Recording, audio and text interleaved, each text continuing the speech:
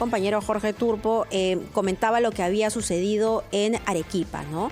Se sabía que el entonces candidato, luego convertido en gobernador, el señor Cáceres Yica, tenía denuncias por violencia sexual, tenía problemas con el alcohol y una serie de denuncias que moralmente lo descalificaban para ser gobernador regional. Salió electo, ahora el señor está en la cárcel y los afectados son los arequipeños y las obras que se pudieron hacer y no se hicieron. Es así como afecta el hecho de que las personas que ocupan cargos importantes no sean las personas idóneas. Vamos a conversar con Milton von Hess, director de Evidenza Consultores y exministro en el gobierno de Ollanta Humala, para que nos dé más detalles de por qué es importante que un funcionario público tenga un perfil idóneo, ¿no?, en el Estado. ¿Qué perdemos y qué ganamos? Muy buenos días.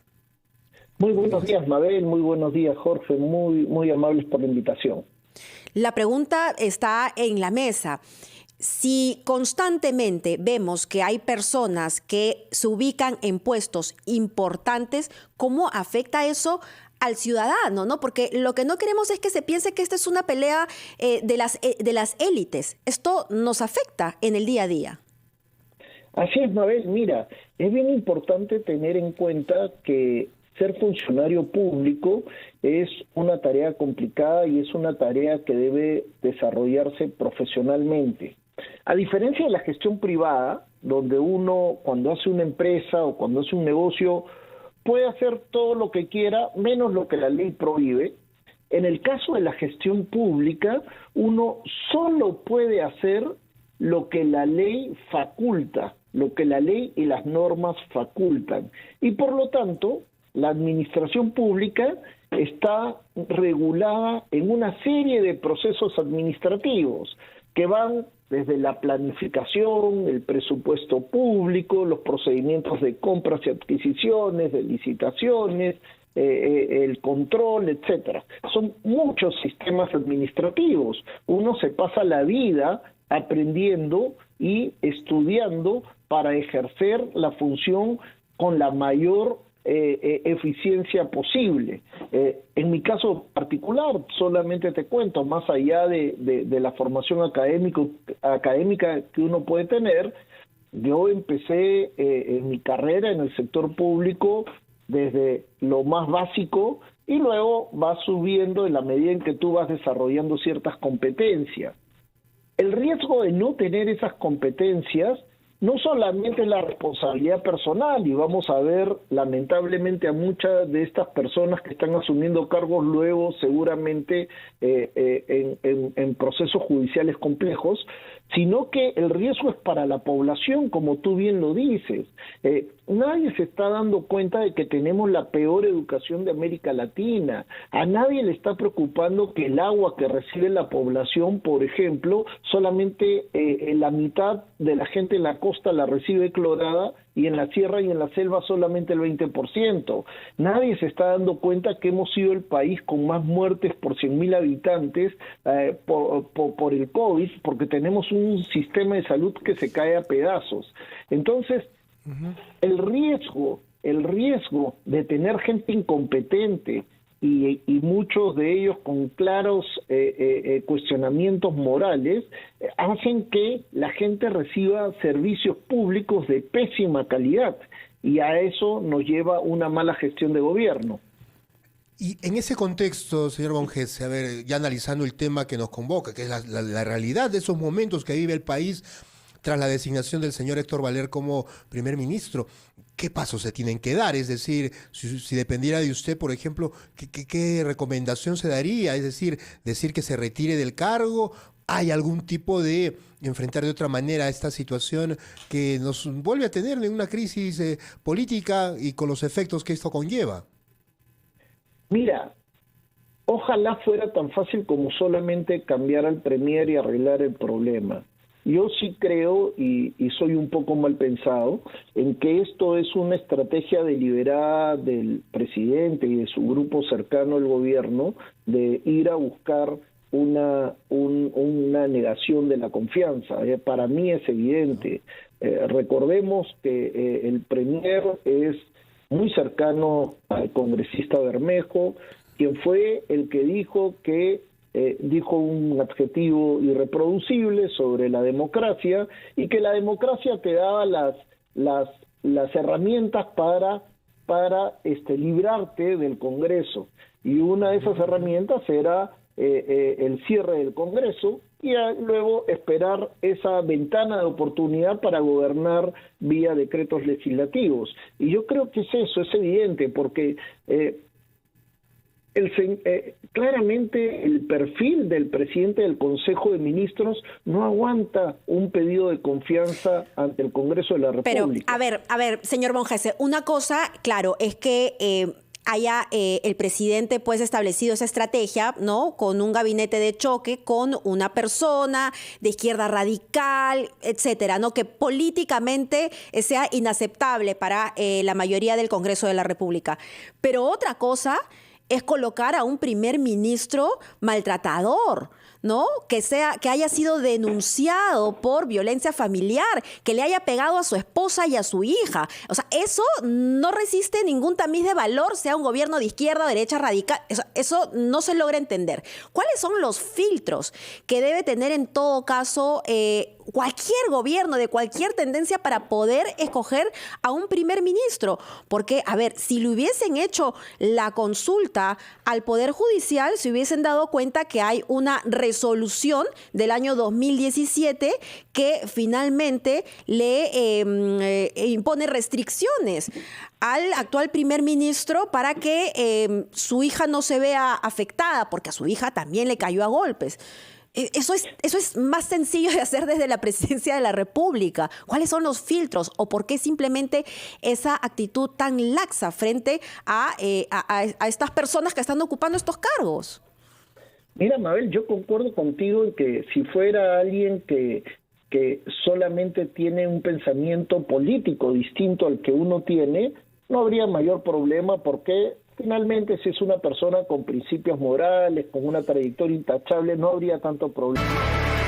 7:35, regresamos con Milton Bonjese, director de Evidenza Consultores, exministro en el gobierno de Ollanta Humala, a quien por cierto agradecemos por esperarnos estos minutos, pero las declaraciones del ministro del Interior han venido precisas como para graficar lo que está pasando, porque no solamente estamos hablando ya de personas que no tengan las capacidades técnicas o la preparación, sino que moralmente tampoco pues carecen de lo que se necesita para ocupar un puesto tan importante, porque ser ministro de Estado es un honor. ¿Qué tipo de personas se debería buscar y qué tipo de personas se está ocupando en este momento? Y solamente para rematar con algo, y me disculparán la indignación, pero lo de tener valores y una moral que nos permita llegar hacia un destino positivo, a ver, eso no es remediable si es que no lo tienes ya a cierta edad de la vida, ¿no? Por favor, señor Bonjese.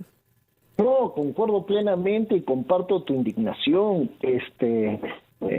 Nunca he visto un ministro que le diga a la prensa, por favor, solamente pregúntenme lo que yo quiero que me pregunte.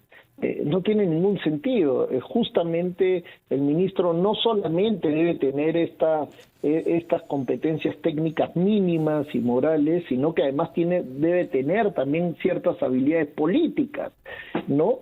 Pero lo que tú me preguntabas antes de ir a la pausa, respecto a cuáles son los filtros mínimos que se deben hacer respecto de un ministro, no solamente se deben verificar sus competencias profesionales y personales a través de su CV y la entrevista personal, sino que la Secretaría General tiene la obligación de hacer un rastreo en las distintas fuentes de información, desde Google, que es la más simple y abierta para todo el mundo, hasta ver los certificados policiales y judiciales y también de sanciones posibles en el organismo de contrataciones del Estado, para ver que no estás convocando a alguien que haya tenido sanciones.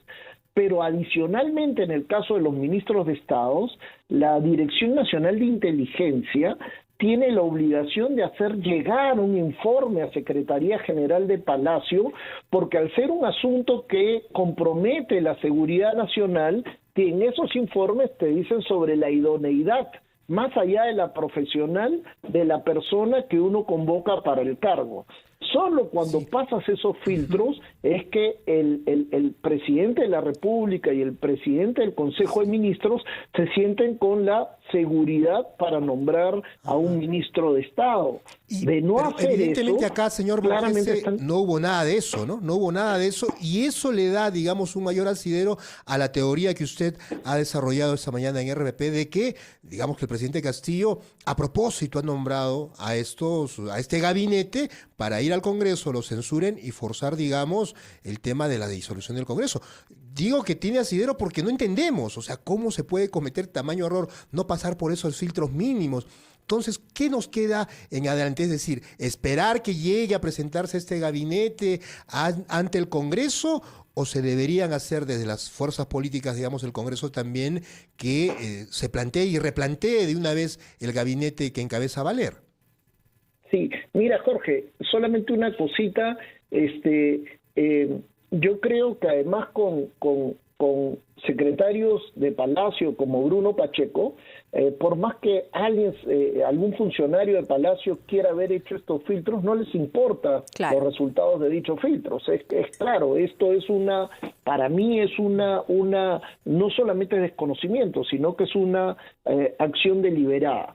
Y respecto de los controles desde el Congreso, mira, soy un poco escéptico, lamentablemente. Si tú ves la composición de este nuevo gabinete, se nota claramente una negociación con grupos distintos del Congreso que asegure cierta estabilidad. Hay claramente gente como el Premier que representa unos intereses de una bancada específica. Cada ministro claramente está respondiendo a un interés particular, y ese es un signo de este gobierno, que los ministros y las políticas que se están haciendo desde el gobierno nacional van a satisfacer intereses particulares de distintos grupos pequeños, pero no los intereses de todos los peruanos y de la nación.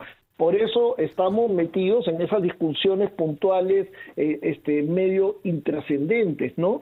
Y cuando en vez de estar hablando cómo promover la inversión privada, cómo generar empleo, cómo salir del estancamiento, lo que tienes es que se le da prebendas a los transportistas informales, quiero regresar a las universidades truchas, quiero ver cómo beneficio a ciertos sindicatos de la educación, etcétera, etcétera. Entonces, creo que las cosas van a ir cayendo por su propio peso, y es la ciudadanía la que va a tener que empezar a manifestar su insatisfacción respecto de esta forma informal y tan en estado de emergencia, ¿no? En estado de emergencia. Bueno, con Merino también se expresó la insatisfacción en estado de emergencia, ¿no? Vamos a ver entonces qué es lo que sucede y cómo es que finalmente la población va sintiendo el golpe. En la última encuesta, el presidente tenía un 60% de desaprobación. En las regiones, según Datum, superaban ya el 50%. Y la verdad es que es preocupante porque lo que nos ha dado el señor Borges es un panorama bastante desesperanzador. Ni desde el Ejecutivo ni desde el Legislativo parece que nos lanzan un salvavidas. Muchísimas gracias por estos